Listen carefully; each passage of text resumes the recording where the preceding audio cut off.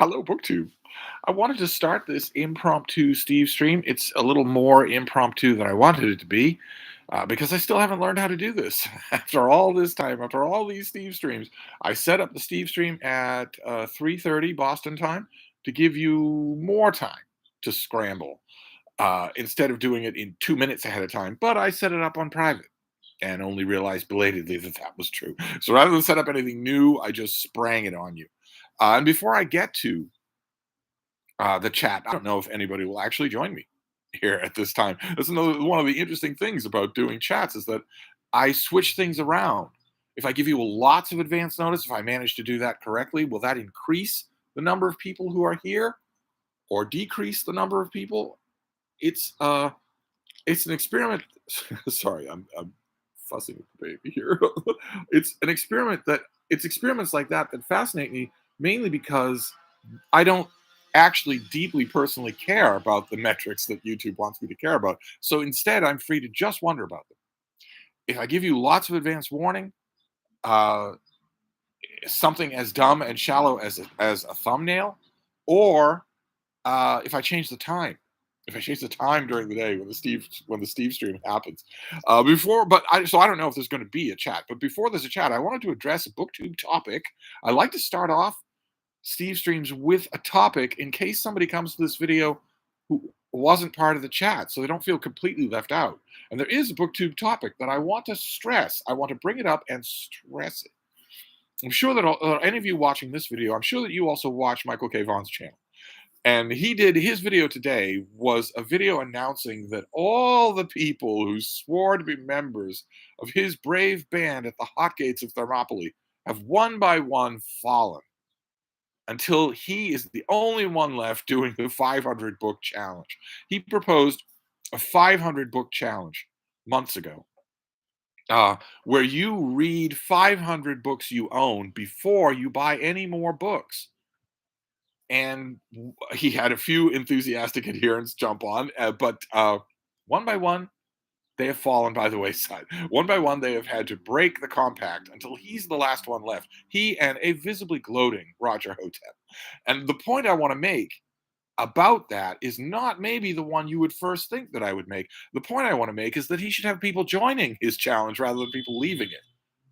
I know that's going to seem a little odd coming from a channel like this where I'm constantly hauling books, but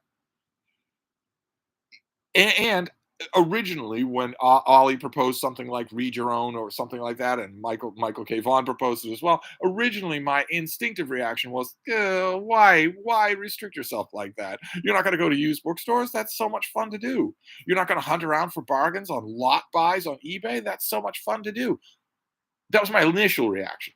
Then I realized, both in my own emails and in comments on those kinds of videos, how many of you have hundreds or even thousands of unread books on your shelves. Some of you emailed me with pictures and said that you've had thousands of unread books for years. That is unbelievable. And I'm not to say it's not unbelievable, I do believe it, but it's totally unacceptable. It's totally unacceptable. The minute I realized that that was actually true, that Mike wasn't just an outlier who happened to have over 500 unread books on his shelves, but that a lot of you do, I became a fan of these kinds of book buying bans. And I still am. I would never go on one myself, but I have at most 50 unread books on my shelves. Out of 5,000 books, I have at most 50 that I haven't read. And I know for a fact that they're all going to get read. They're all, most of them, I'd say probably 45 of those 50 are on my so called work shelves of advanced copies and review copies. I am certainly going to read them. Somehow I was thinking that the lay of the land was probably close to that with the rest of you, but no, no. Most of the people who've been in contact with me have hundreds or even thousands of unread books. So the sort of opening monologue that I want to do here for this Steve stream is that people shouldn't be leaving this book buying ban. They should be joining it. Michael shouldn't be alone. He should have plenty of company. It is crazy for you to have thousands of unread books on your shelves. What did you get them for? Except to read them. That just makes no sense to me whatsoever. Just none whatsoever. So I want to. I will try to remember to link to Mike's video. I don't know that I will remember, but I want, whether I link to it or not. I'm sure that you all know Michael K. Vaughan's channel. I'm sure that you do. And now that his channel very properly has more subscribers than mine, as it should have had 2 years ago. Uh, I'm sure that you all know it. I'm sure that you all watch it. You should all reconsider. If you have more than 100 unread books in your collection, you should consider a book buying ban. You really should. He should have more company, not less. But anyway, let's look at the chat now that I've yelled. A bunch of people saying hi. Okay, so there are people here. 35 people in 5 minutes. The Spaminator's here. How the hell did I get here? Came out of nowhere. Yes, well, it wasn't supposed the chat. I don't know about you. You did come out of nowhere. I assume an incantation gone wrong. I'm assuming that's what everyone thinks about you. But this Steve stream came out of nowhere because uh, I still don't know how to booktube. Because I still don't know how to booktube. So I set up a live stream for giving people half an hour's warning, and then realized after 25 minutes had gone by that I'd set it to private. No one knew that it was coming. So I don't know why. I don't when you are setting up a YouTube stream, I don't know why public isn't the default setting. But maybe a lot of people use YouTube streaming services for private meetings. Maybe they do. Uh, it wouldn't be hard at all for YouTube to set up a little piece of software so that when you are finishing up setting up your stream, the system actually prompts you and says, "Do you want this to be private? You are now set on private." Something like that would take a coder an hour to do, but they won't do it. But anyway, Reading This Life is here. Hello, Ure, not Ure says hello. Blue Laser Ryan, I need to pick me up. Steve stream came at the right time. Well, I'm not sure how pick me up this will be. As you could tell from the title of the Steve stream and the thumbnail, the avalanche that I was expecting first thing in the morning day did in fact happen. In fact, it was in some ways it was abetted by another smaller avalanche. So I don't know. I am going to have to spend some time thinking about everything. I mean, everything, all the work that I'm doing, but also uh, all the electives. And BookTube is an elective. I don't know. I mean, it's mid-May. This is going to be all summer. Uh, maybe I'm over worrying. I always tend to over worry about work. I always tend to, in the moment when it's nice and hot and fresh, I always tend to underestimate my uh, absolutely freakish capacity for work. I tend to underestimate that, so maybe I'll be a little more even keeled as the week goes on. Uh, Jenny Parks. Wait, I lost you because there are already 40 people here. Jenny Parks. Where are we going here? I missed you. I'm going to get back to you. Uh, isn't 500 books just your monthly TBR? No, no, it's 5 times as much as my monthly TBR. But still, I'm not a good example. But even so, I am incredibly sympathetic to Mike's challenge, and all the rest of you are guilty. I would imagine that not all of you, but I realize a lot of you are guilty. Judging by the number of emails I've had on the subject, you should not have more than 100 unread books in your library. And most of the people I've been in contact about this subject over the last year have 10 times that many. But anyway, Aaron Hook, to be frank, Michael only had himself to blame, and hopefully Roger will regard this as a victory and desist from his monkeying with the Necronomicon. Well, I think Roger wrote the Necronomicon, but it shouldn't be. I mean, I appreciate Mike being valiant and saying I'm going to continue on, but the rest of you should too. Uh, B Horn, hello Steve. I'm almost caught up with the Barchester Towers reading video. I did one today that I think is uploading. We'll see. I don't know. I haven't got the hang of this booktubing thing. Jenny Parks, as purely a Kindle reader, I can hide how severe my unread books have gotten. Okay. All right. Well, okay. I should clarify. I'm talking about paper books on your shelves. You can have as many books as you want on your Kindle. Not only because they're not taking up any space, and not only because most of them are free or cheap enough so that you can honor the whim, but also because on your Kindle you can literally search for your books. How many times over the decades have I been staring at my bookshelves in one Hyde Cottage after another and said out loud, I'm sure I've said it on this channel, how I wished that I could call for a book and have it answer me so that I knew where it was. Well, on a Kindle, you can do that. So I'm not, absolutely not including the books on your Kindle. Absolutely not. I'm talking about the paper books on your shelves that are staring at you unread all this time. That is unacceptable. Uh, Tony Cross. I've got a lot on my shelves that I haven't read. I buy them all with the intent to read them immediately, but then I get distracted by something else, and I'll get them eventually. Probably, yeah. But if you have some, probably, and it's good to have a a little flexibility in the unread books on your shelves. That's a good feeling.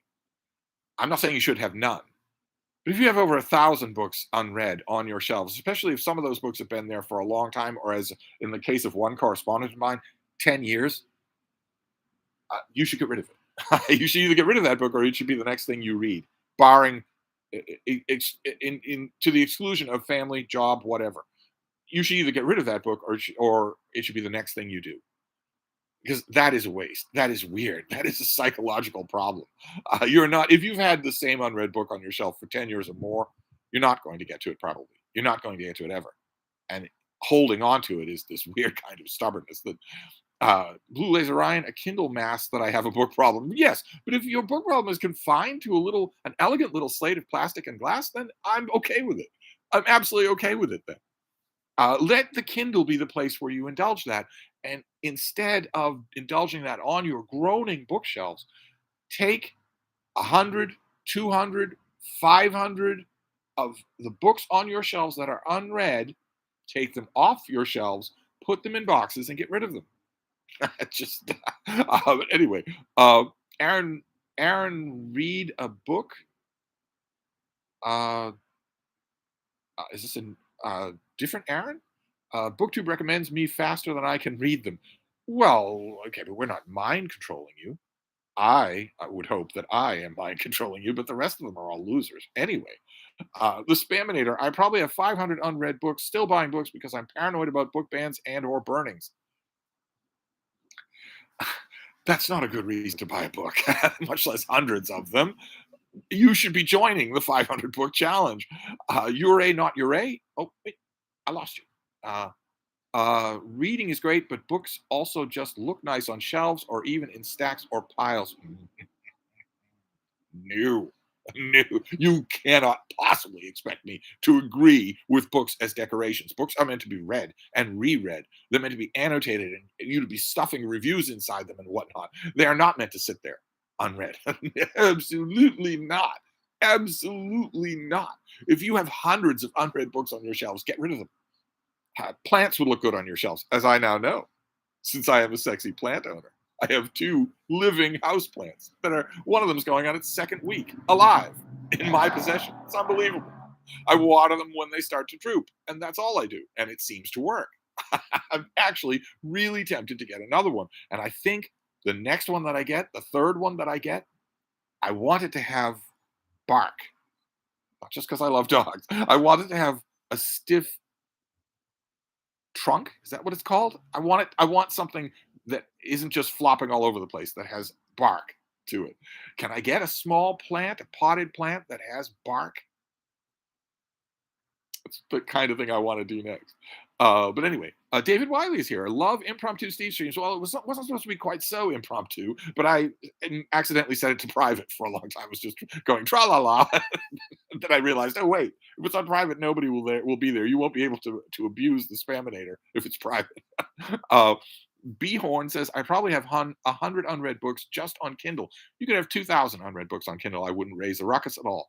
I was thinking when I saw Mike's poor a forlorn video about being the only remaining 500 book challenger, I immediately thought of all the people who've emailed me with huge numbers of paper books that they haven't read in huge amounts of time.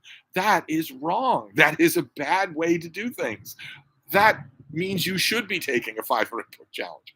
Uh, Gareth Reeves, hi Steve. Did you ever track down the elusive Steve Reads Best of 2011 list? I probably forgot about it immediately.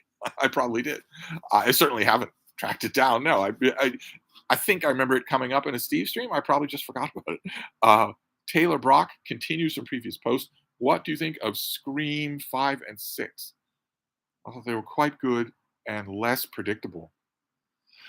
I'm not sure that I would know them by number. I'm not sure that I really know them all that well. Unlike Zach from My Bloody Judy, who knows them inside and out, knows every word of dialogue. But I am a different kind of 20-something cutie than Zach is. Rory O'Connor. Hi, Steve. I recently found and bought 6 volumes of Winston Churchill's Second World War II books at a charity shop. What are your thoughts on it before I get stuck in it? Well, it's rhetorically wonderful. I'd love to know what set you got. Did you find like the old multicolored mass market paperbacks in a box, something like that? Or were they the cheaper trade paperbacks that have just come out? If it's a charity shop, I'm assuming you didn't pay much for them. That would be good. Uh, Michael Lombardo, what the heck? A Stevestream? Yes, yes. I'm playing around with times to see. We've got 60 people here after 15 minutes, so obviously the time is not changing things that much. Also, lots of familiar names. Um, but it wasn't meant to be quite so impromptu. You would have had more warning had I paid attention to the fact that it was on private setting. Uh, oh wait, I lost you here. Where did you go, David Wiley? To be fair, I'm still in the challenge with Michael, just no longer tracking my own progress. I found the number was making me ignore longer books, and I didn't want that to continue. Longer books are for schmoes, but you should be in the challenge. If you have more than 100 paper books that you haven't read, you should everybody should be in the challenge. Jenny Parks, I feel sad now. I just counted and have only 26 physical books. Nothing to feel sad about that for. Good Lord, I envy that. Aaron, read a book. It is a different Aaron. There are about 4 of us now. Okay.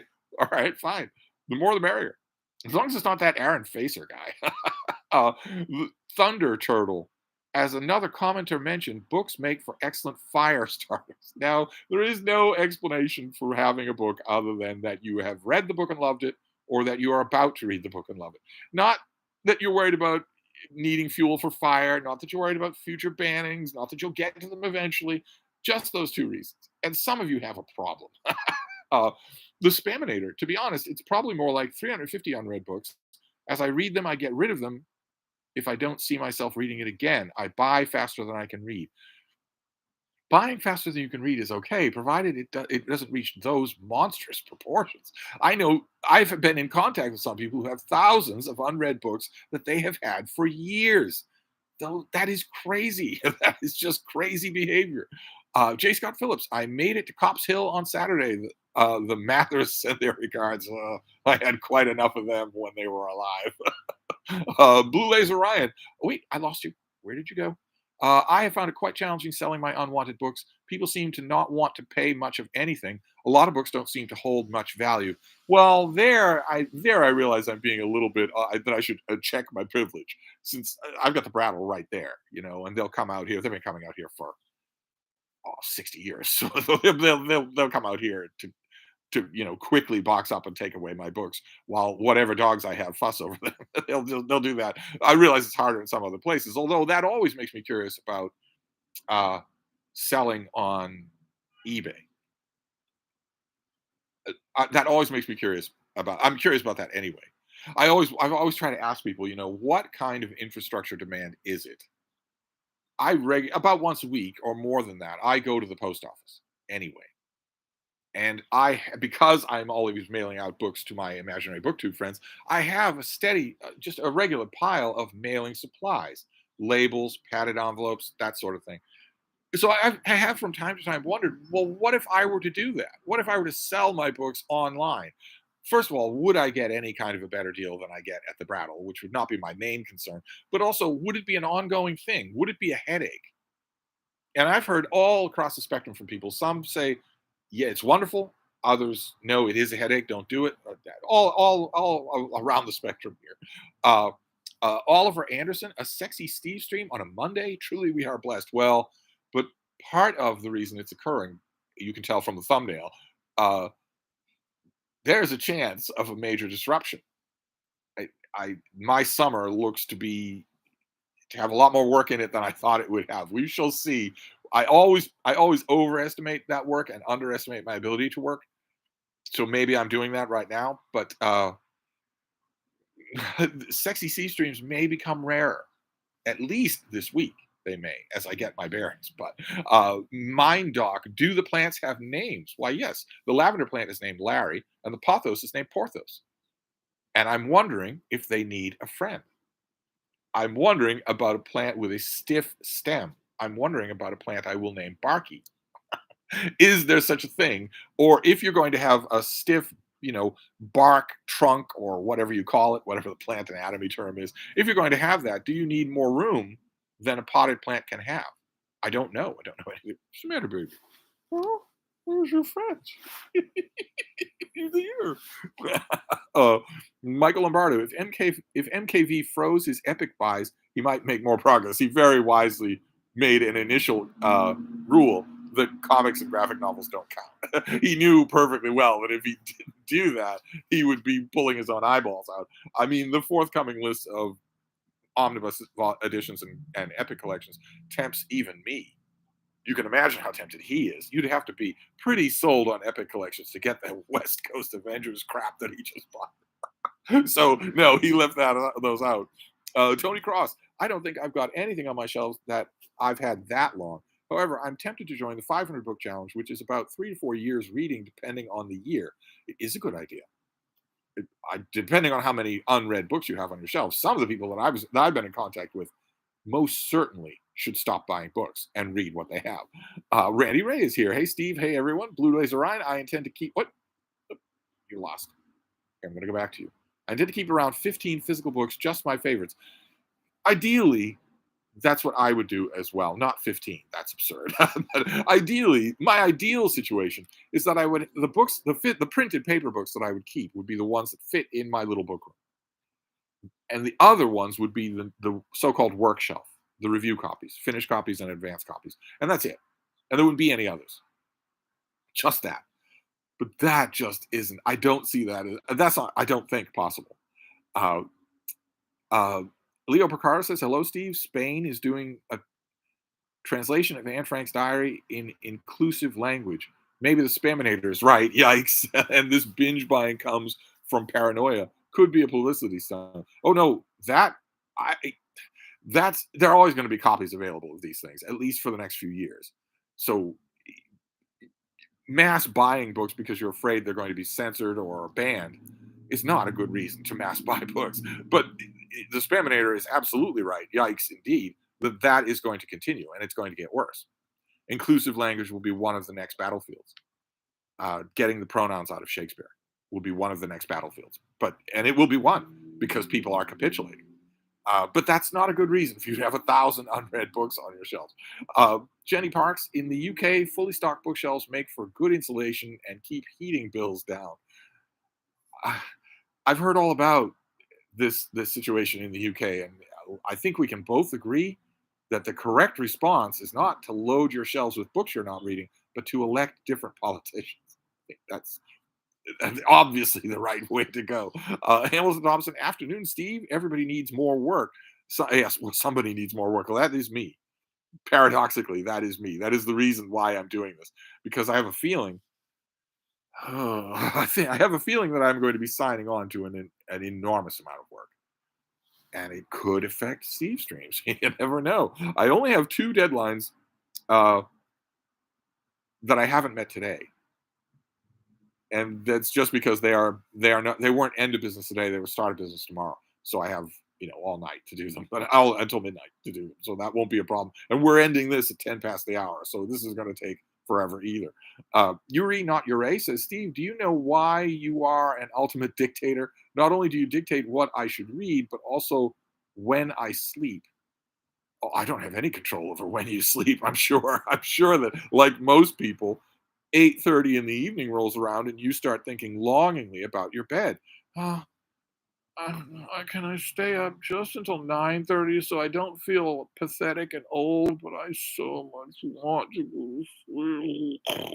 I'm sure that you think that way. It's unbelievable to me, but I'm sure that you do. NK Mandel says, hello. The Spaminator, the fact that no one reads any and books are cheap and all over the place feeds my addiction. True. Although this isn't answering the question of whether or not I should sell books on eBay. I noticed that I dropped that out there and no one has come forward. Do any of you do it? Interesting, that would be to know.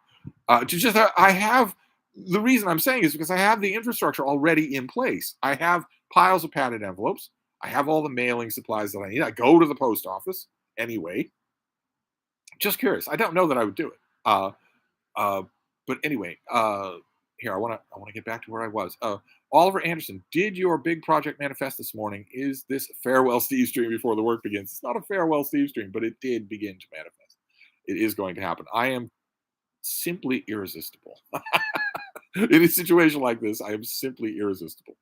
Uh, uh, let's see here. Aaron, read a book. There's something to be said for having a wide collection to choose from. I agree, but wide is one thing. Thousands of books is another, especially thousands of books where hundreds of those thousands have been around as possible selections to choose from for years. That is a different thing. I agree with having a flexible amount of unread books on your shelves as possibilities for a cold winter night. I think most of the world has experienced its last cold winter night, but we'll probably be using that kind of terminology for a few years in the future anyway, until the first person spontaneously combusts while doing errands on the streets of Delhi in July. Until that happens, and I think that's a couple of years away from a person bursting into flames in Doha in the middle of the day merely because they were trying to get errands done. So we'll probably use that kind of terminology, curling up on a nice cozy winter night. I agree that having a certain amount of flexibility for that kind of time is good, but not that much flexibility. That too much flexibility is why Mike made his book buying ban in the first place, because he was looking at his shelves and boxes full of books and saying, I haven't touched these things in forever. Uh, Hamilton Thompson, has the local church resumed rummage sales? Uh, are you asking someone else or me? The church that I always mention is not a local church to me. But no, no, no, I still have the free reign of that room. David Wiley, the problem with him removing comics from his reading list is that he's cutting his reading numbers in half as a result. We all know he reads a graphic novel for every book finished. Yes, yes, it's difficult when you're rigging the system for your own benefit. You're always going to run into problems like that. The Spaminator, I have way more than 15 favorite books. Uh, CM Lady, I have thousands of unread books in my home, yet I keep buying books and even check out hundreds of library books, probably stress related.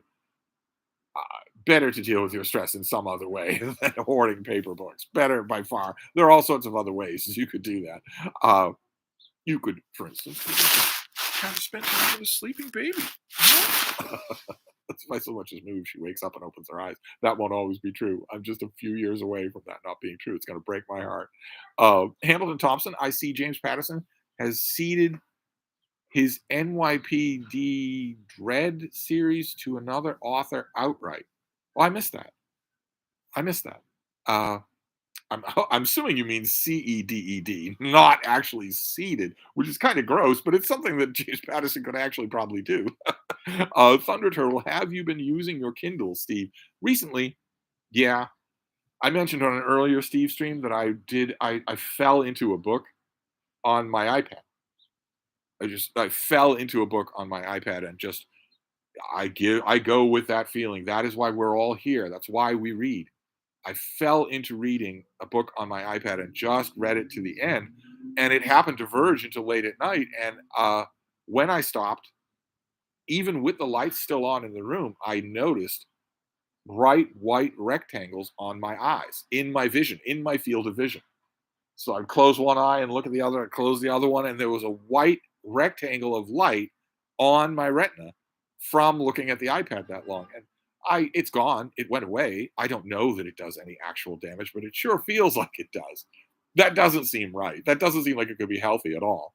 And when I noticed that, I also remembered that no amount of reading on an e-ink screen produces that, even in the dark. None does. So I charged up my Kindle Oasis and was doing that. Although I that caused me just a spate of charging things. So I repowered my Kindle Oasis and both my Kobos to see, I'll try them all out and see which one do I actually like the most. If I want to go back to e-reading, I still think it's probably the Kindle Paperwhite, and mine is on the fritz. I need to summon the courage to do what one of you suggested last night or the night before and just factory reset it. Which would erase thousands of side-loaded books, but I can side-load them again if that does get rid of the problem. And I'm not going to use it if the problems persist. Thousands of books are not. So it makes total sense to do. I just haven't done it. Rory O'Connor, I bought the 6 volumes of the Second World War for £2 or €2. They have the gray dust jacket and blue cloth. I'm not sure that I know but that's an irresistible buy. So, Blue Laser Ryan, I probably have read far fewer books than many here. Why would you say that? That's interesting to say. Uh, it's I'm not sure how you're reading the room here, so to speak, using Twitter terminology. Sorry, you've certainly read fewer books than me, but everybody's read fewer books than me. What do you think about? Are you new? Is that it? Not new to the channel, but is your reading for pleasure fairly new? Some people on BookTube have just started, relatively just started that journey. I so envy it. That is just so exciting. Jenny Parks, I don't even shop on eBay. I don't really trust sellers. I once got my sister to get The Ruins for me as I couldn't get it on Kindle. The Ruins is terrific. But yeah, you have to have your wits about you on eBay. It's not like Amazon.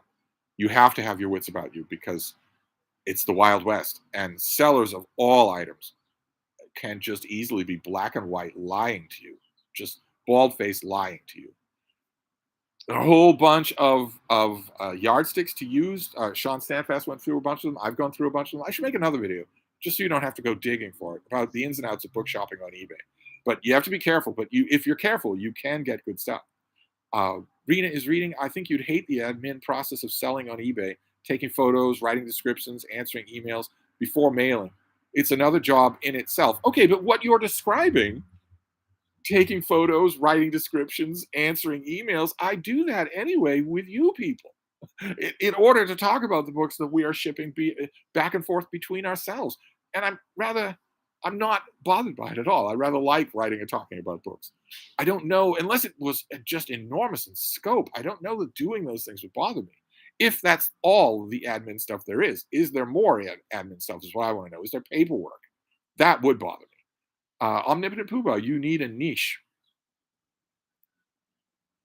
Is that a reference to somebody else? I don't know what that's in response to. Taylor Brock, when do biographies and history books tend to be released, be it specific months or seasons? They come out all throughout the year, but biographies especially and history, so-called serious histories, tend to flock to the autumn. They tend to flock to the autumn. It's unlikely that we'll see that many of them this summer. There's a big royal biography coming out in June, new book about Henry III. There was just a gigantic new biography of Martin Luther King. But they're rarer until we get to the cooler months, or what used to be cooler months. Hamilton Thompson, totally understand a slowdown. Paid work always comes first. Just don't go cold turkey like some. Oh no, no. After we had 2 major defections in 1 week, I'm not going to go cold turkey. No. Matt Sheridan, and that's why I stick to traditional books. LOL. Well, okay, but ebooks have been around for over a decade. They count as traditional. But I see what you mean. The Spaminator. I sold books on eBay and plan on doing it again soon. Well, then what can you tell me about it? Is it fun? Even is it profitable? I don't know. I have no. It seems so odd that on the one hand, I would say that I have encountered so many bald-faced liars and charlatans on eBay, and on the other hand, say that I might like to join their ranks. But nevertheless, Leo Picard, I'm sorry for this, Steve, but are you going to see the new Rings of Power season? No, I'm not going to watch any more Rings of Power. If the showrunners are fired, and if Amazon announces that what they're going to do in season 2 is invalidate season 1 and reboot from the ground up, there's nothing that can be salvaged from season 1. No actors, no writing, especially no violations of canon. It's too severe. It was meant to be. It was meant to be a bloodbath of this old, probably white guy. This old guy, he's white, so he's probably a Nazi. It was meant to be that. It was meant to be a disrespect, a desecration of the canon. There's nothing that can be salvaged from it. So if Amazon were to announce that the 2 teenage showrunners are fired, all the cast is fired, and they're going to start from the ground up, maybe the rise and fall of Numenor, then I might watch. a rebooted season one, but I'm not going to watch season two. And did you watch that Netflix Cleopatra thing? No, I'm not. I'm not going to watch a Netflix show in which Cleopatra is black. I'm sorry if 12 psychos on Twitter say that labels me a racist. Cleopatra was not black, and it would have changed things had she been. So if if Netflix were to produce a uh, a production of Shakespeare's Antony and Cleopatra in which Cleopatra is cast as black, maybe, but a historical documentary drama, no, no, it's ridiculous. So it can't. Anyway, Dale Cook. Any plans to have more chats with Zach from the Brattle? I would like it. I propose it every week. Plenty of subjects.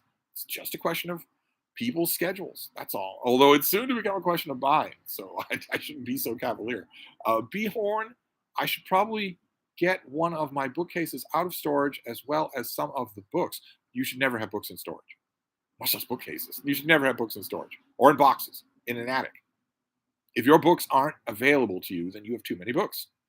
If you have books in storage, get rid of enough books that you have with you to get the ones out of storage that you want, or get rid of all the ones in storage and just forget about them. You're not using them anyway, so just get rid of them. Uh, Thunder Turtle, you seem to have an uncanny ability to make any electronic device malfunction. I think we could classify it as a superpower at this point. Maybe so. Maybe so. Certainly, I have never heard from anyone that their Kindle Paperwhite malfunctioned, and mine seems to be malfunctioning. But my Mac products work just fine. They usually don't malfunction. Uh, Blue Laser Ryan, yeah, reading for pleasure, is pretty new. Okay, great. Since 2014 or so, wow. Required reading in high school killed the joy of it for a while, as it does, which is why there shouldn't be any required reading in high school. It does kill the joy at exactly the time when that joy is either going to cement for life or go away for life. Uh, Behorn says they are in storage due to a move to my family house and a smaller space. Books in boxes. Oh, Rudley. That's a new name to me. What are your thoughts on the second part of Don Quixote? I'm close to finishing it for the first time. I would love to hear what you think about it. Well, it's a radical shift as a reading experience, right? Between part one and between the first part and the second part. You have to adapt to that. But I have way too many thoughts for a Stevestream. But I'd love to know what you think when you're done with it. I'm assuming you're reading it in English. Would that be right? You're reading it in English? Uh, Tony Cross. Oh, wait. No, where did you go? Oh, my God. I think I need to manage my time better to working on the first part of my Doctor Who book that's coming out this year, and it's discombobulated my routines. What does that mean, Tony Cross? What does that mean? There are several parts of that message that I don't understand. Your Doctor Who book? You're writing a Doctor Who book and it's coming out this year? Uh, do you mean working on reading it? An advanced copy of a Doctor Who book? Or are you writing a Doctor Who book under contract? I'm not sure that I understand that. Hamilton Thompson, Steve, just go quality over quantity of videos for the summer. What appeals to you? You may say that, but I will hear. If I go quality, first of all, there's very little quality in my videos. But if I do quality over quantity at any point, summer or otherwise, I'll hear about it a lot. Because some people settle in for a long stretch of listening to me natter on about whatever every night as part of the normal routine. If there's one video, like a normal booktuber, whoa, that won't go over well. uh, Spaminator, scroll back up, Steve. I left several comments about selling on eBay. I don't want to scroll that far. I'm a few comments here and there. I don't want to get locked out of my own Stevestream. Actually, the comments will appear on the video when it's done, won't they? I'll look for them then. Winter Linda, Barky won't bark. I know you know that, right? No, Barky won't bark. But it's an aesthetic that I don't yet have.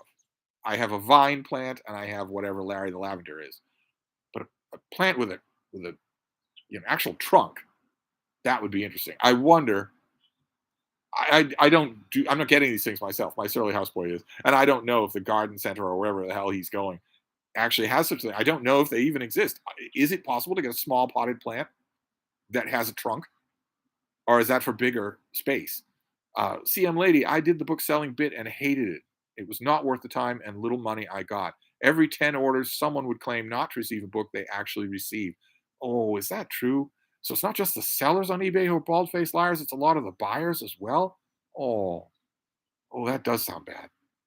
Uh, Jenny Parks, have you and Micah picked your next chat topic yet? Yes. Yes, we have. Yep. I was originally going to push for politics, but I'm thinking it's probably best that we just avoid that. But we do have it'll all be a question of time. He's the one with the busy schedule, so I just have to find the time next weekend. If I have the time, maybe my schedule is about to get crowded. Maybe I'll become cool. Uh, uh, Wait a minute, where are we going here? Oliver Anderson, I've been on a big Woodhouse kick recently. About to start Leave It to P. Smith. Have you a favorite Woodhouse novels? All of my favorites are Jeeves and Wooster novels, which always strikes some people, surprises some people, because they expect that I'm going to like the Blandings novels because I've made no secret of the fact on this channel that I've known and loved many pigs. Pigs are wonderful people, absolutely wonderful people. There's something really, really damaged and wrong about the fact that in the 21st century,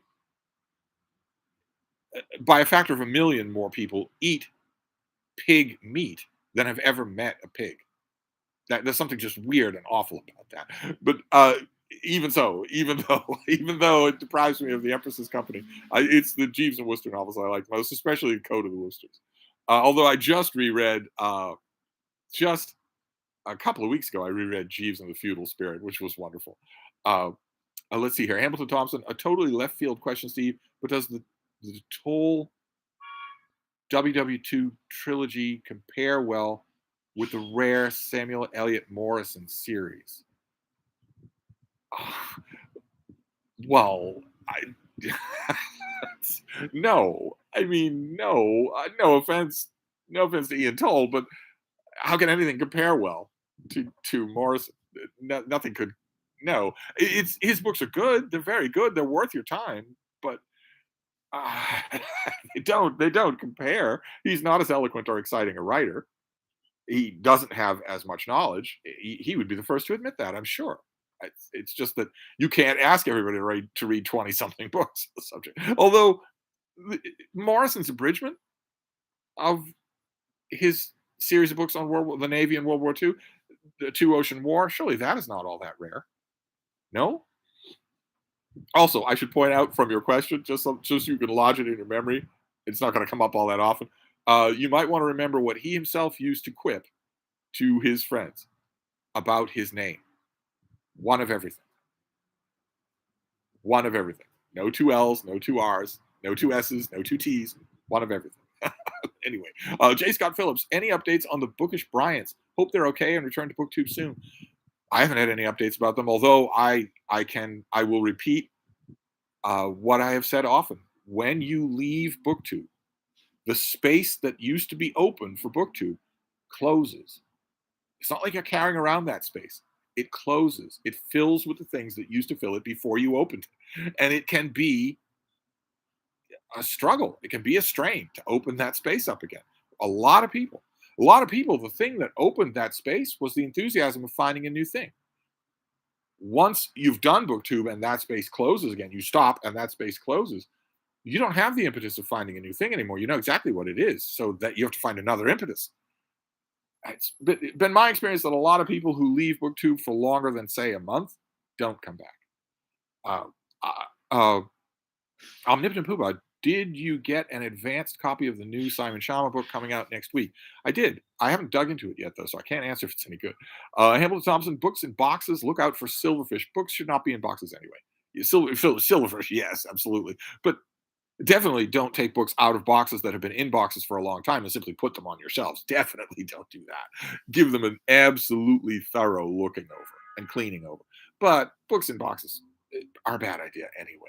If you're going to move to a smaller space, downsize your library. Don't just pack things away. Anyway, the Spamnator, the chat is being dumb. I'll email you on the eBay thing. Well, that'd be great. I don't know if I want to. I got. Oh wait. We got that note about buyers being deceitful. That puts me off really bad. I don't want to deal with that. Tony Cross, yes, I have a book called Across Time and Space under contract coming out this year. Good Lord. You have a Doctor Who book coming out this year. I am a diehard Whovian and also rumored to be a Time Lord. This is amazing. Dare I ask? Oh my God! It's now a minefield. Dare I ask which Doctor? Oh my God! I never thought that would be a minefield question, but now it is. Uh, Yuri, not Ure. Steve, try this plant, Dracana vertical, exotic, sort of. Okay, Dracana. You made that up. I was talking about a real plant, not something you're making up to prank me. Thunder turtle. I mean, there are small palm tree like potted plants, or perhaps a bonsai, which is a miniature regular tree. Definitely not bonsai. Not after reading Planta Sapiens. Bonsai is torture. You're torturing the tree. It's not a miniature tree. You make it into what it is by hurting it, repeatedly, methodically hurting it. It would have to be something that just comes that way. That couldn't be bonsai. I'm not going to do bonsai. Not if Planta Sapiens. Reading that book, that is stuck. That book has stuck with me, and it raises the very distinct possibility that plants have a non-human way of experiencing the world. Well, if that's true, experiencing the world and knowing about their experiences, if that's true, if anything like that is true, then bonsai is out the window. uh, Besides, it would be more complicated. I'm sure that would be more complicated than I can do. I'm basically up to watering something. Uh, N.K. Mandel, Alif Batuman has had the misfortune of appearing in your worst fiction list twice. But what do you think of her nonfiction? I enjoyed her dissection of American MFA quite a bit. It was pretty good. Uh, it's just, as I've said many times on this channel, there's tends to be no money for writing nonfiction regularly. There should be, because I think we'd lose a lot of really bad fiction writers if that was true, and we could be better off without them. Yuri, not Ure. Sorry, Dracana is correct spelling. Dracana marginata, kind of a small palm tree. You're making that up, and you're not even being very original about it. That's what what's her name says to get her dragons to breathe fire on her enemies in Game of Thrones. Daenerys, you're not even making. You're just taking it from Game of Thrones. You could work a little harder than that. Yuri, not Ure. Oliver Anderson, I'm a bit surprised you aren't more fond of the Blandings books. I know Summer Lightning is one of the strongest comic plots. Fully agree with you about pigs. Kevin J.M. Wait, here we go. I lost the chat again. Kevin J.M. On my morning walk along the beach, I came upon two coyotes playing in the sand. They looked curious and friendly, but I just slowly walked away from them.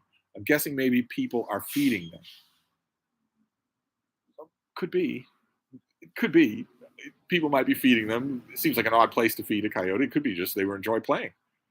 I don't move away from them. Of course, I would have called them to me and played with them. Although my baby would have been yelling at them the whole time. We've met the coyotes that live in the Arnold Arboretum, and she doesn't treat them any different than any other canine. They still need to get a job and get a haircut. She has never known a single moment of existence without me. Never. She has never experienced the outside world without me being right next to her, which means she's never experienced the outside world without all other dogs deferring to her. She thinks they're not deferring to her, they're deferring to me, but she thinks they're deferring to her. And as a result, she is the biggest dog, plain and simple.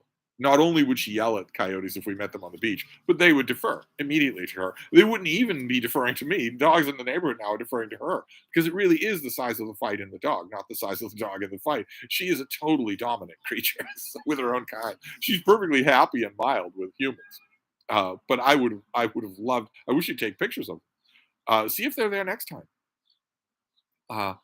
Rena is reading. Bonsai is an extremely hard plant for a beginner. Yeah, I wouldn't dream of it. Dale Cook, I've also sold a few books on eBay, and you would be surprised with the amount of buyers that say they haven't received it, and eBay always takes the side of the buyer. Well, okay, the vagaries of the mail system is one thing, but are these people lying? Are they lying about not having received the book? That would be, if that's widespread. Well, this is a very dramatic effect, isn't it? If that's widespread, I don't want to get involved with it. Jenny Parks, can you give me another scolding? I've been reading consistently all year, but lately I've slowed down and now I'm 9 books behind. I can't even blame burnout as I've enjoyed everything so far. I don't want to scold you, but we need to know the reason. What is the reason? If the reason is scold worthy, if you have lost that time to simply scrolling on your phone, well, consider yourself scolded. If there's some other reason, you're not going to do the reading unless you make the time for the reading. Everybody has made this point, from the Brothers Gwynn to Eric Carl Anderson to yours truly. If you, that's a child just screaming in misery. Yeah, I'll stick with dogs. Thank you very much. Uh, if if you haven't made the time, then you can't expect the reading to happen magically. Uh, Blue Laser Ryan is gone. Let's get him back. I tried eBay, Mercari, and Pango books for selling. Hit and miss. Only books from popular authors like Chernow or expensive university press books will sell. Okay, but do you mean will sell at a profit? Some of the people who are regular inhabitants of eBay say that won't sell. What they mean is it won't make me $10 profit. Is that what you're talking about? Or are you saying they won't go at all? They'll just sit there and no one will be interested. Um, oh, this is in regard to history books, but even so, my question stands. Thunder Turtle, whoa, I didn't know that about bonsais. What's the name of the book again? Planta Sapiens, Planta space Sapiens, in which the author puts forward all the latest research, talks to all the latest experts to assert that plants are aware of their surroundings, that they're aware of each other, that they can learn, that they can remember, and that they can suffer despite not having a brain or a nervous system. It was eye opening to me. I haven't stopped thinking about it at all because I live on plants exclusively. And now I'm wondering. I mean, the subject of plant farming comes up over and over again in that book. Of course, it would. I don't know what would be the ultimate result if that author is right, or even when you read the book, you're not only going to think the author's right, you're going to think that he's not going far enough. Based on what you read in the book, you're going to think we're surely just barely understanding the beginnings of this. Uh, if the author is completely right, if the furthest extrapolation of this is completely right, I automatically was thinking, well, where does that leave anybody in terms of ethical eating? Does that mean I'm going to live on mega stuffed Oreos? I wouldn't be objecting to that, but it would rule out orange juice, obviously, drinking pitchers of blood. it would rule out a plant-based diet. And I was wondering, because if that turns out to be true, just incontrovertibly true, well, then either I live on mega stuffed Oreos, or I drop any pretense of plant-based diet or even vegetarian diet and just eat whatever. If suffering is the key, if suffering is the coin you pay to eat at all, then well, anyway, Michael Glidden Fortesky. There's a name I don't think I know. Steve, how about a cactus? It's the only thing I can keep alive. No, no, I specifically don't want cactuses because they are the only thing people with no planting experience can keep alive. My surly houseboy has suggested a cactus. No, I'm keeping these two plants alive, even though they aren't a cactus. I want to continue that. I don't want to fall back on, a cactus that cannot be killed. Uh, Matt Sheridan, why is Faulkner held in such high regard? Malcolm Cowley has a lot to answer for. I hate to say it. I hate to say that the plague of Faulkner is the ultimate responsibility of one of my own kind, a book critic, but also college stuff. You young men are taught Faulkner in college. They want to go to class. They are thinking about taking a job in the letters, or maybe they do a little writing on the side on a manual typewriter, or maybe deep down inside they are racist. And so they're being taught Faulkner anyway. He's in the curriculum. And those young men tend to grow up to be older men who really don't read anymore. They really don't experience any new authors. So they all the more venerate the authors that they did once read. And it just becomes an infinite self referring circle. Uh, uh, Malcolm St. John is referring to Michael Glidden Fortesky, Planta Sapiens. Okay. RTL LTR, thoughts on the Accursed Kings series? I don't have many thoughts on the Accursed Kings series. How on earth are there 70 people here with no warning in the middle of the afternoon? How is that possible? Uh, Here, let's burn through some comments, shall we? Dancing by my shelf. There's a name I don't think I know. Hi, everybody from Germany. Where in Germany? Whereabouts in Germany? Malcolm St. John, responding to Thunder Turtle. Thunder Turtle's responding back. Isn't that a cute little coffee clash you've got there? Eyes on the prize. Okay. Katie Books is here. My eyes are firmly on the prize today. Good. They should be. Jenny Parks, I am ashamed to admit YouTube has been a distraction past couple of weeks. Well, even that isn't completely shameworthy. It depends on what on BookTube you've been watching. If you're spending all of that time watching biography documentaries or Gresham College lectures, well, or Isaac Arthur, well, then I can't complain as much. It's just if you're watching dumb stuff. Hamilton Thompson, wow, look at the drapery behind you. Who says there's only hot air blowing that couch? Yes, there's something blowing in here, and I'm wondering. Actually, now that it's a little bit more than usual. There are always some breezes, but a little bit more than usual. Let's check Matthew Capucci's weather app and see if there's a frontal system coming in that might be accounting for this. Oh, and look, there is. There is a frontal system coming in. Tomorrow is going to be almost 90 degrees Fahrenheit, and then the temperature drops by 30 degrees. Okay, so that is accounting for the breezes here. That's good to know. Uh, but anyway, we don't want to get distracted on the phone. I don't want to join Jenny Parks in timeout. Let's see here. Tony Cross, it's a nonfiction journal slash guide of my watch of every Doctor Who story from 1963 to the end of Jodie Whittaker. We're aiming for a word count of 200,000. I must know more about this. I must know more about this. And Tony Cross, I can help you, not in the way that I'm going to be helping somebody else all summer long, but I can help you with the book. This community and also the Spaminator will embrace you. It will help a lot with the launch of your book. We could talk about it. We could do a Zoom chat about it. Oh my, what fun that would be. Oh my. I have done the viewing that you described. I've never made a journal about it, but I've never missed a Doctor Who episode. And I know quite a bit about the series. Oh, this would be so much fun to talk about. When you get close to your launch date, let me help. uh, Dancing on my shelf, by my shelf, I put my books in a free library or send them to friends. Good for you. J. Scott Phillips, eBay buyers get rankings like sellers do. So could you weed out unscrupulous buyers if they are serial abusers? I know they get rankings, and I did more than just weed out an unscrupulous seller just last year. I actually got a seller taken down from eBay, which took an enormous amount of work on the part of my lawyer. But we eventually got it done because there is accountability in all cases, except Donald Trump. There is accountability. Somehow, somewhere, there is accountability, except Donald Trump and his family. So eventually, we were able to find the person who would be legally accountable if they don't do the right thing and take down an obviously fraudulent seller. Uh, Blue Laser Eye, and I'm probably listing too high. Oh, I don't remember what that's about. Kevin JN, does that mean my salad is screaming in pain? The point of Plantasapiens here, if I could put words in the author's mouth, is that once upon a time we discounted that animals could suffer because they couldn't say, I am suffering. Beasts abstract not. That's what Descartes said, and that's what a lot of his friends thought. Dumb animals. That's literally what they were called.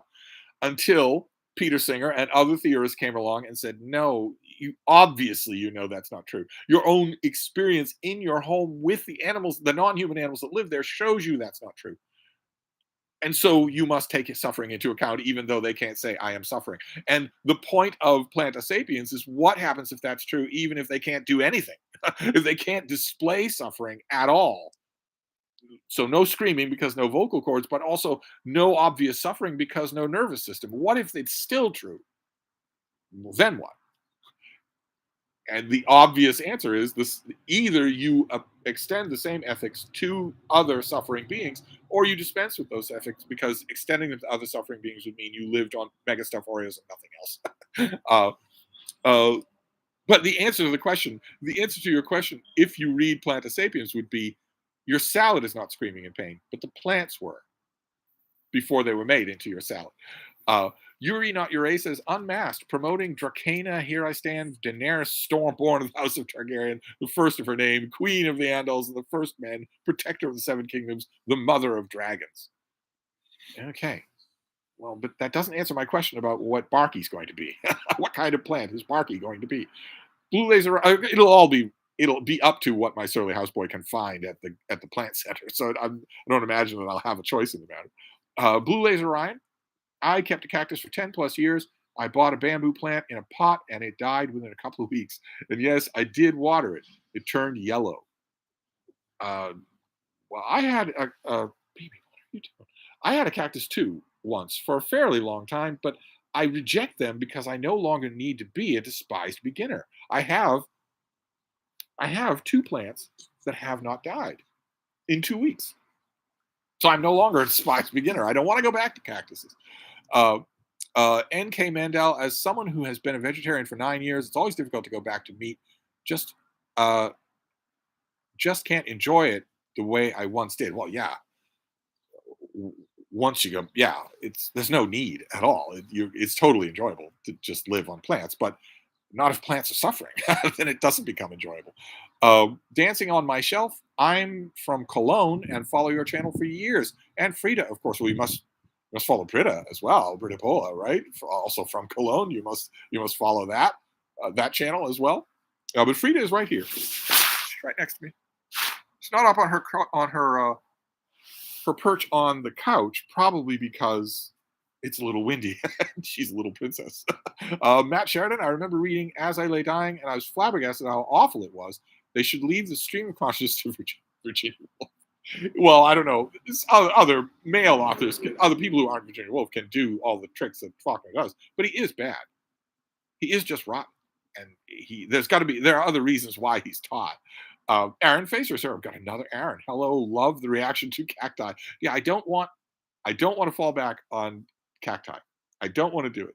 I have I have grown too big for my britches. I have two potted plants that I am keeping alive, and I love them. I love the way they look. I want a plant with bark now. I want a plant that has a trunk, but it can't be all that big. It's got to sit on that shelf. I've got two plants there now. There's room for about four more. So, does such a thing even exist that isn't a bonsai plant? I have no idea. Uh, Michael Glidden Fortesky, speaking of ethical eating, what are your thoughts on 3D printed food and lab grown meat? Ideally, it would be great, but people would get involved in it right away. Stuff would be put in it right away, and I don't believe that. I don't believe in meddling free lab grown meat, or that would be wonderful. Aaron Facer, Tony, that sounds awesome. Tony Cross, I shall take you up on that offer. I had you on my list that the publisher asked me to put together a send copy to, though I fear the scorn of Steve. Well, but we're friends now, so there won't be any scorn, and the community here will embrace you anyway. But what you're describing doesn't sound all that scorn worthy, unless you're a dumb observer. I mean, it doesn't seem dumb. You say that the book is about you watching all of Doctor Who. I assume that means you're giving your impressions of all of that, the stuff that's coming to mind, the insights that you have. Unless those impressions are just dumb, I don't see how your book could elicit scorn. I don't see how that could be. I'm hoping that you either reject the Forever Child or you pass over it in silence. I'm hoping that neither you nor by mandate your publishers insisted that you said it was the greatest thing that has ever been done, not only on Doctor Who, but in human life, including the invention of roads and penicillin. The Forever Child must be completely rejected until whoever the powers that be are at Doctor Who write it out of continuity. It must be retconned out of continuity. There's no way to work the continuity around it. Just like the first season of Rings of Power, you just have to get rid of it. The show was pandering to a non-existent audience and violating its own canon to do so in the most fundamental way imaginable. So, but anyway, you don't need a lecture now. Jenny Parks, 90% of everything I watch is BookTube. Just makes me want to buy more books instead of reading the ones I already have. Yes, we are largely guilty. I am guilty, but you should exercise some self-control. Thunder Turtle, soon even Steve will use fancy words like Dracona and other Latin plant names. No, there's a Latin plant name on Porthos the Potho. There's a Latin name on there. I didn't even bother to learn it. I'm not ever going to be that good. But I am ready for another plant. Something with bark. Thunder Turtle, no, Blue Zay Raisin, my cactus eventually died because it grew too tall to support itself. Matt Sheridan, I feel like the same booze-soaked dude bros who love Faulkner also love Cormac McCarthy. Yep, yep. Those two Venn diagrams overlap completely. And they spout the same kind of rancid BS to justify it. And I always want to tell them, feel free to spout your rancid BS, but don't do it to me. Don't do it to me. Just just stay silent on the subject to me. Don't come out with the BS where you assume that tone of voice as you're talking about. Just don't do that. Okay. I've taught that. I have written that. I have eviscerated that for decades. I know what I'm talking about. Using that tone of voice is always meant to impress the listener with your contention that they do not understand the book you're talking about, and that's why you're speaking that way. And I don't want. I'm usually pretty easygoing in conversation, believe it or not, but I absolutely do. I put a boot down right on that. I will not have someone talk to me as if I simply ineffably do not understand what they're talking about, especially somebody young. And it's almost always somebody young who tries that crap with me. Blue Laser Ryan, my cactus. Oh wait, you already said that. Jenny Parks, can you get a bonsai but just not hurt it? Keep it natural. No, they're made from torture. They're made that way. So no, I want to pick just a small potted plant that isn't a bonsai tree. Uh, but here, we're going to burn through comments because we don't have any time left. We're almost out of time. Uh, Hammond Thompson, newspaper section, book reading and reviewing, Brattle visits, Frida, booktube. Don't know when you have time to sleep, Steve. I don't do much sleeping, but I only film during the day. I don't like to film when there's no natural light. Matt Sheridan, I can't wait to pick up Aig's new biography of MLK. Seems fantastic. It is really good. You don't have to say seems fantastic. I know not seems. I reviewed it. I said that it was fantastic. This is we're not going on a gut reaction here anymore. Hamilton Thompson, so where do you fit in the big summer research project? Well, that is the question. Certainly, Stevestreams would probably have to go. But yeah, that is the question. That is the question I will ponder tonight and all of this week. That is the question. Where will I fit that in? Jenny Parks, I only watched Eccleston and Tennant. You've never watched Tom Baker or Peter Capaldi, my two favorite doctors? You've never watched either one of them? Oh, oh my God. Aaron Hook, if plant can truly feel pain, all I have to say is to vegans in a melodramatic tone of voice is Jacques Hughes. Yes, indeed. Well, that's exactly it. That's exactly what I thought when I was reading the book. The book doesn't really dwell too much on that, but that's exactly. There's no way for you to compartmentalize the ethics that cause you to be a vegan. Those same ethics are expandable. And if research says you have to expand them, then you have to expand them. Uh, anyway, Dale Cook, is there much coverage of Wrexham Football Club in the media since they have been promoted? It's a local football club here in Wales, which is owned by two Hollywood stars. Never heard of it. Never heard of it. So it's obviously not being promoted to me. Yuri, you're not your race. Says, seriously, Steve, Google Dracana. It might fit your requirements. As for dogs, my beloved mini Yorkie Cleo has turned 14 today. Please join the celebration. Cleo is 14. Oh, how adorable. Oh, my.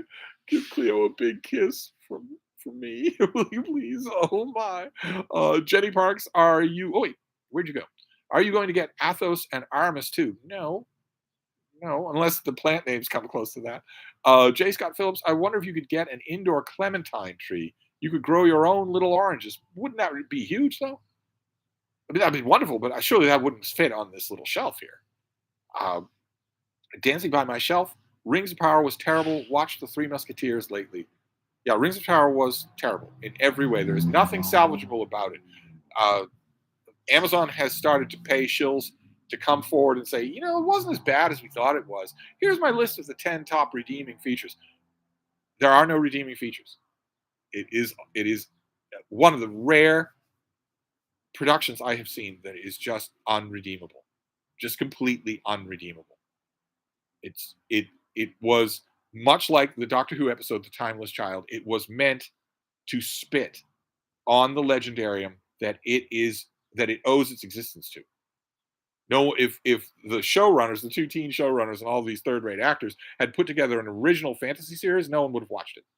They're using Lord of the Rings to get an audience and spitting on the reason why. So it's not salvageable. Tony Cross is here. Oh my, I should mention the timeless child. No, my views on the timeless child is that it will never be spoken of again. Plus, when he started that line, I predicted he wouldn't be able to close that thread well. Well, okay, but never being spoken of again is not enough.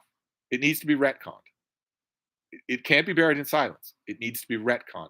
I don't want one single crazy blue-haired check mark on Twitter to be able to say, well, but actually, according to the show's legendarium, Jodie Whittaker is the only doctor, the source of all of Time Lords, the source of regeneration. That William Hartnell is just some schmo, the thousandth doctor or the millionth doctor. Nothing special there. I don't want that blue check mark on Twitter to be able to say that. It has to be retconned out of existence. Now, the old, I hate to say creatives, but you know what I mean. The old regime on the show heard from Doctor Who fans who universally condemned that episode, universally said, I will never watch another Doctor Who episode. I will never watch any old episodes. I hate you for what you did in this episode. They heard that universally from Doctor Who fans and intentionally doubled down on it, intentionally revisited the events of the Timeless Child in order for characters to ask, so were they real? Just so they could say, yeah, they were. I don't care how many times you double down on it. It has to be retconned, visibly, high profile retcon. In order for, well, you're the guy writing the book. Supernova, thank you for every video. I learned so much from you. Well, isn't that nice? But nevertheless, we have to wrap this up. And today is real.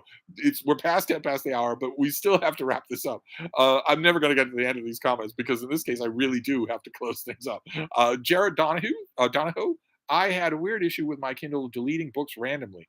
Yeah, I have problems with my Paperwhite. Dancing by my shelf. Happy birthday to Cleo, I assume. Our birthday celebrant. Winter Linda, hello Bianca. Jenny Parks, I used to love the smell of fresh cut grass till I found out that smell is it asking for help. Jared Donahoe, I had a weird issue with my Kindle of randomly deleting books and rebooting itself. I've wiped it and sideloaded my books back on, and now it's constantly on airplane mode. So far, so good. Well, that's clearly what I need to do with my Paperwhite. In fact, I will do that tonight. I'm not using it.